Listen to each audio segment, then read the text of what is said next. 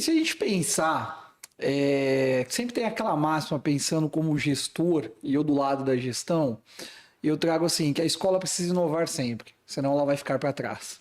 Eu queria um olhar da parte de vocês como professores. Como professor, o que o professor precisa fazer hoje para não ficar para trás?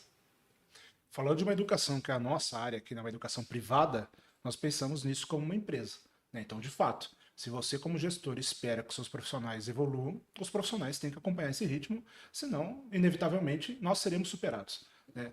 Até porque cada vez mais os jovens e as crianças pedem novas necessidades e você como gestor visa ser visionário, né? Está na frente desse todo que é a educação e atender essas dores, essas necessidades antes dos outros para fazer o seu diferencial.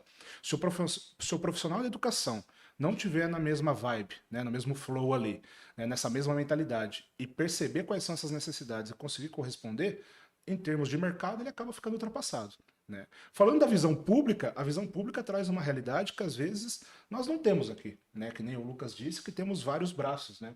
A família talvez seja o principal. E a escola vem com essa parte acadêmica e técnica, mas em muitos casos também nós temos, né, crianças que não têm a base familiar, seja pela ausência dos pais, pelo descaso, negligência da família, pela falta de estrutura. Então, muitas vezes o professor ele acaba fazendo um papel que é um papel eterno, né, que é um papel de pai, né, do pai da Gogos, aquele que conduz o filho pela mão.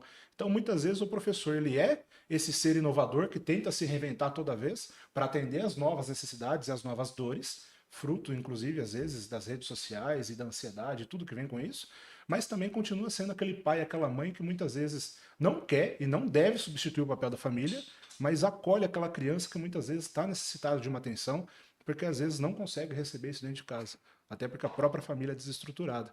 Então essa dualidade do professor e da educação é algo fascinante, né? Porque o professor ele continua sendo algo que foi há 5.000 anos, mas toda vez tendo de ter um novo lado e uma nova reinvenção.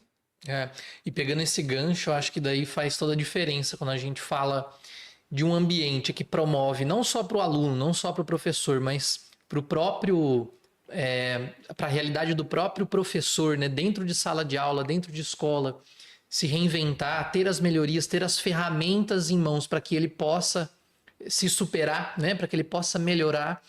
Eu acho que isso faz toda a diferença, porque a gente está falando de uma pessoa hoje dentro da sociedade que está muito desvalorizada.